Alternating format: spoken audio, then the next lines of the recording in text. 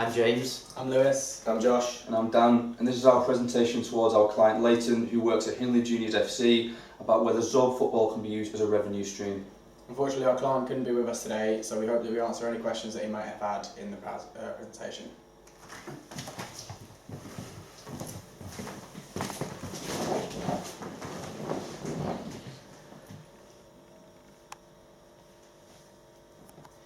Zorb football, Hindley Juniors FC.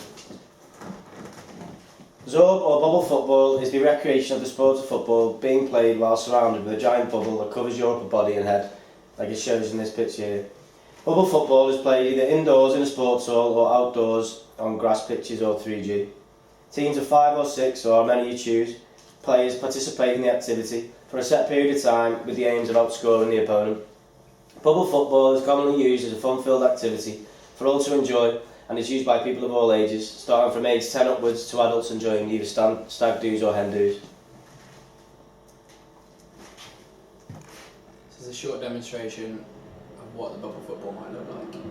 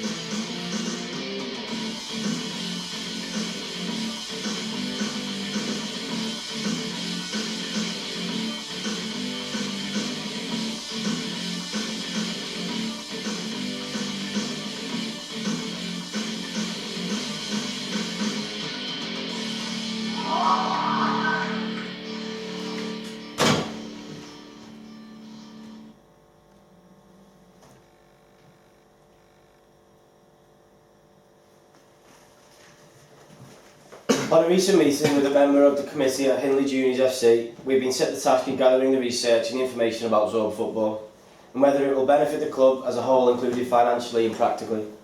We aim as a group to provide an insight into Zorb football from a business perspective, and hopefully I help identify whether the use of Zorb footballs will be a good source of income for the football club. The aims and objectives. So the aims and objectives of this presentation are to evaluate the profitability of Zorb football, identify the possible opportunities and risks associated with it as a separate profit-making arm to Hindley Juniors FC, and to gather primary and secondary research to support the findings.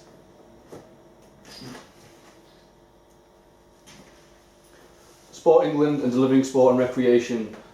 Sport England set out groups of initiatives, especially when around the Olympics in London 2012, and they constantly redevelop these, and Zorb football and the policies in Wigan will have to fall into account and in relation with Sport England. And these are recognising and taking full advantage of the unique role of sport and active recreation in contributing to a wide array of policy and community aspirations, including leisure, health and education.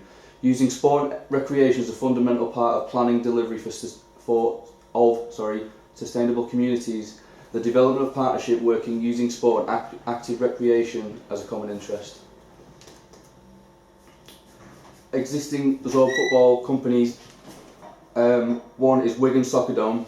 This is in the Power League, which is about 5 minutes from the town centre.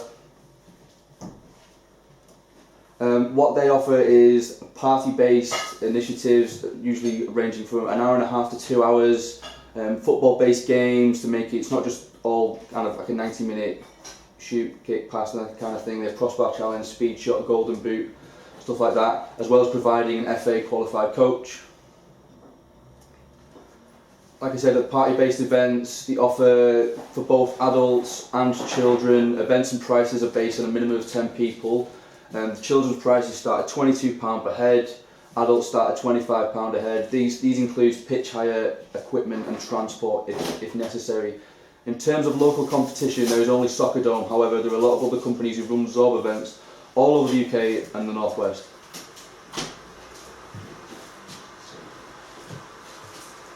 Big balls, Zorb footballs, what do they offer? They offer just the Zorb footballs and nothing else. It's simply just the equipment itself. You have to provide the pitch and the football, the coach, first aid, that kind of thing. You have to provide that yourself. What format? This is just a standard hour, and their prices start at £150, and these are for groups of 10 to 20 people, and it's around £15 per head. Other companies, this is a UK-based one, is Football Zorbing. Now these prices are a lot higher. These start at £30 for both kids and adults, up to a maximum of 17 players. 45 minutes of Zorb football, as well as Zorb Bulldog and Last Man Standings. Other games, they offer alternative games to be paired alongside Zorb football, such as Zorb Dodgeball. So, can a framework such as the marketing mix be adopted to develop a plan? The mix is essentially a visual representation about how far an individual wishes to classify or subclassify certain elements, procedures and policies. Borden states that the concept of the mix has proved a helpful device in teaching business solutions and aid in marketing strategies. Thus, for our benefit in turn, will help us plan a coherent and visual marketing plan for our client Leighton.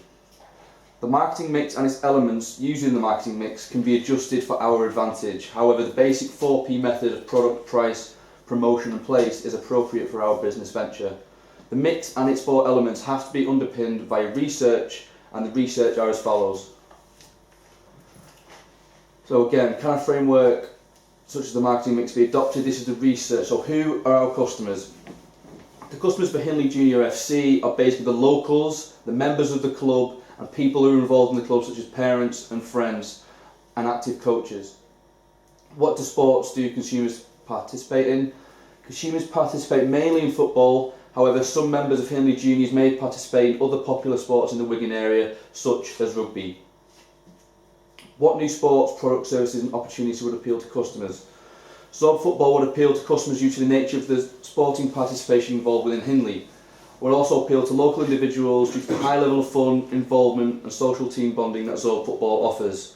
I do want to touch on this, that other sports, not just football, would be interested in this due to the contact of rugby, football and other sporting games. People would be interested in this kind of activity. What are the current trends in the marketplace? Zorb football is becoming increasingly popular across Europe and the UK. However, due to research, the cost to hire one of these UK companies proves quite costly. Local Zorb footballing options are very limited in many areas across the UK. Wigan have only one option, and like I said before, and this is near the town centre in Soccer Dome. The demographic research indicate that Wigan has actually an ageing population and a below average income.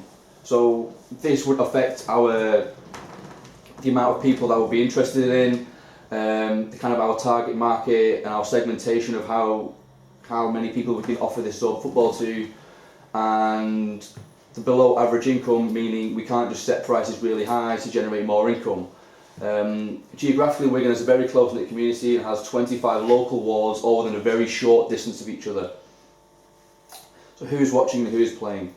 Hindley FC is a total of 26 playing teams ranging from the under-21s to ladies teams to little teams of reception and under-6s.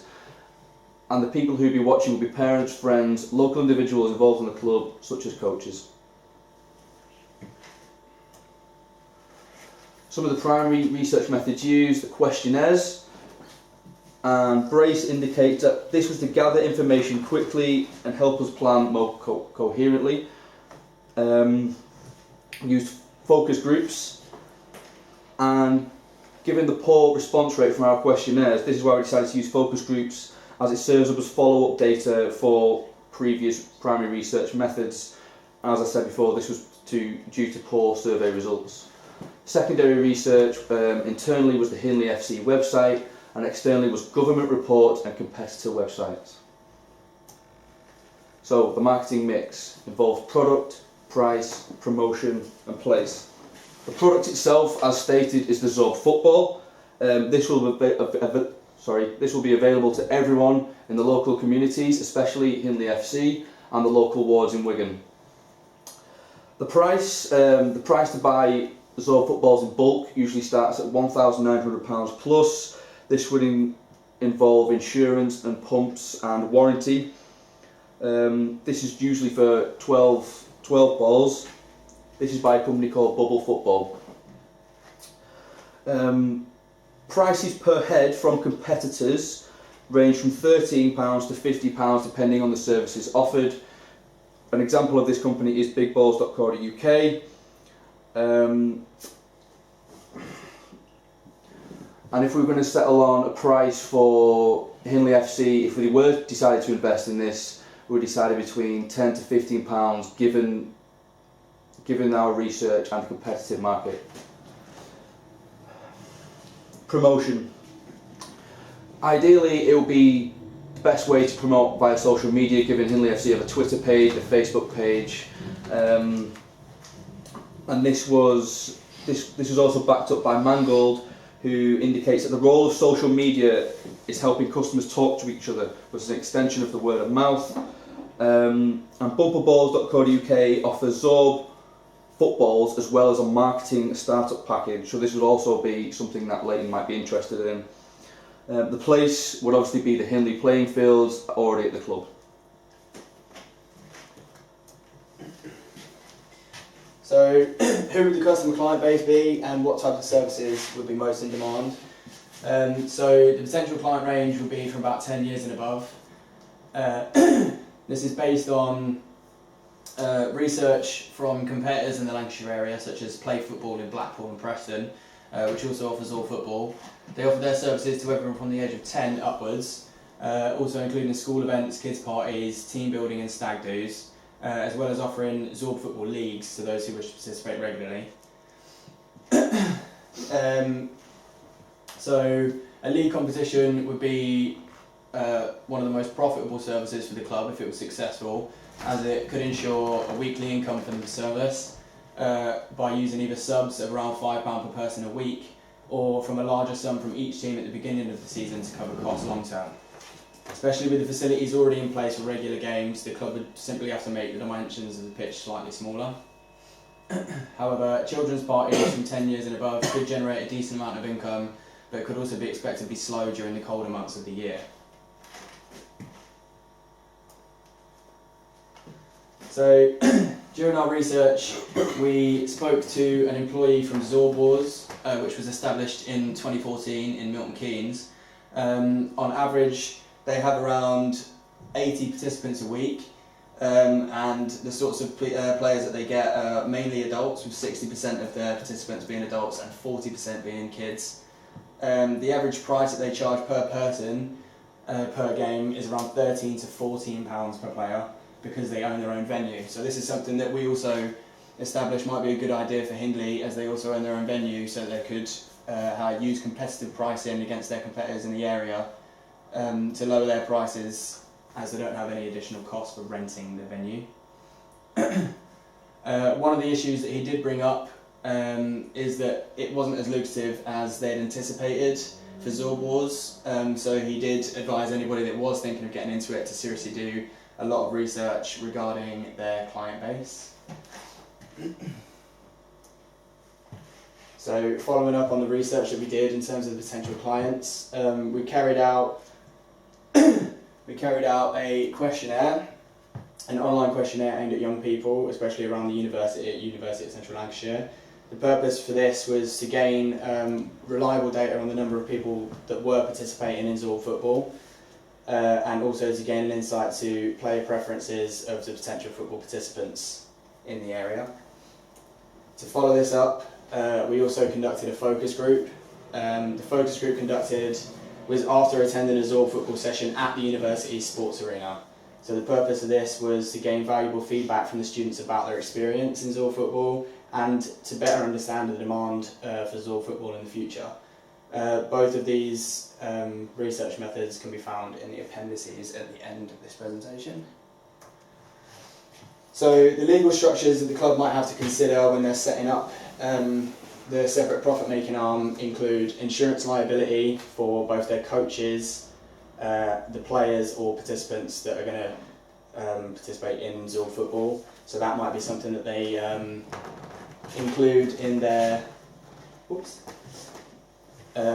pre-match contracts or liability waivers and forms such as that.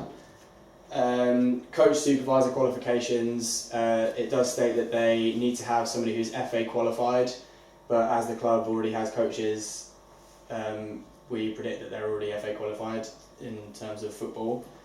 Health and safety regulations have to be carried out as normal, risk assessments and such things pre-game, and also it's they're liable to have a first aider on site for all of the games. So other innovative options away from Zorb football that Hindley might consider, there's a thing called downhill zorbing, which you can have two types of it, which is harness riding and hydro riding. Hilton and Brannan claim that anyone who's involved in, within sports development must think of new ways to improve sport and make opportunities for people to get involved as much as possible. So if you can play the top YouTube video, please. And it shows downhill zorbing in London.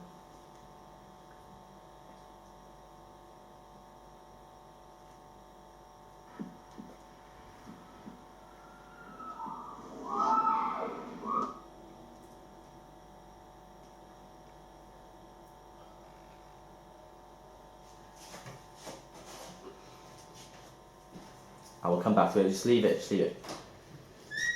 Right, go on to the next slide. So you can find that in the appendices at the end.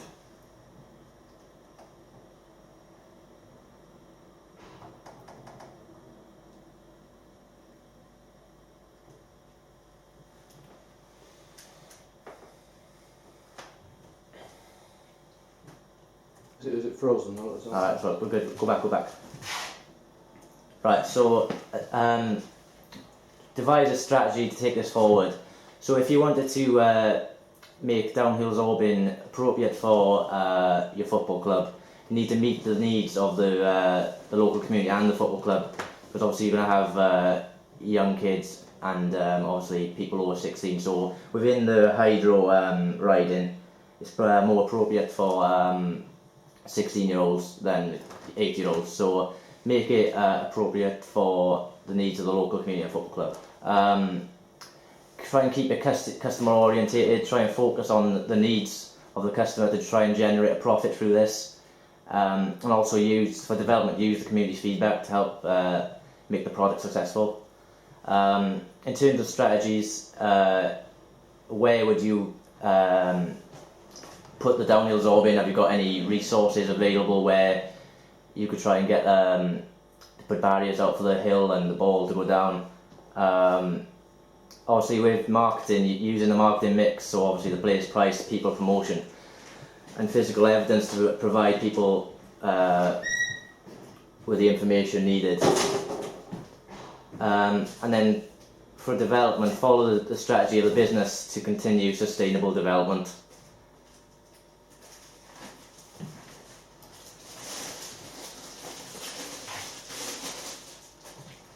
So what is the potential for the club to use Zorb football as an income generating activity? It would have to be over the summer period, so it would bring an additional source of income. However, due to our research from competitors and emails that we've had in contact with other people, there is a lack of sustainable and long-term interest. We actually found out that there was more adults involved in this than there was children. And given that Hindley Football Club is mainly focused on children, this would obviously prove a considerable issue. There's also considerable start-up costs. To buy the balls, like I said before, would be £1,900 plus. This is without warranty. You'd need warranty, you'd need insurance. So there's a lot of other costs that come into play. For one size as well. Pardon? Just for one size, with the £1,900 just for one size of balls. So if you choose to get kids balls, it's 12 for 1,900. If you choose to get adults, it's 12 for 1,900. So if you wanted both kids adults to play, you'd have to invest in the 2 sets of balls, so it'd be £3,500 found. There's also a risk element in terms of you're providing the Zorb balls for kids, and you would also then have to get the permission of the parents involved as well, because it is quite a physical sport. And from personal experience from all of us and from the people and the feedback that we got from the focus group, you do sometimes come away with some aches and pains the next day. Small long-term financial benefit / profitability. Over the short period, it really isn't a profitable business. If you're willing to stick by it long term, if you're willing to invest a lot of money and wait for your returns, then yes, it can be considered to make small amounts of profit. But in terms of making a decent amount of profit to finance the club itself, we do not consider this to be a viable option. This is after some research in terms of the contact that we had with one existing business and their feedback from them saying that it wasn't as lucrative as they had anticipated it to be. Also, there are some funding methods that could be explored by the company in terms of some of the grassroots projects that Sport England are willing to fund in terms of getting more young people active in different sports. So it may fall under that in terms of it being quite different and unique, and something that might attract quite a few people to it in the short term. But it's something we believe that might be a bit more successful over the warmer months of the year, and therefore, as a conclusion, we don't believe that it would be a profitable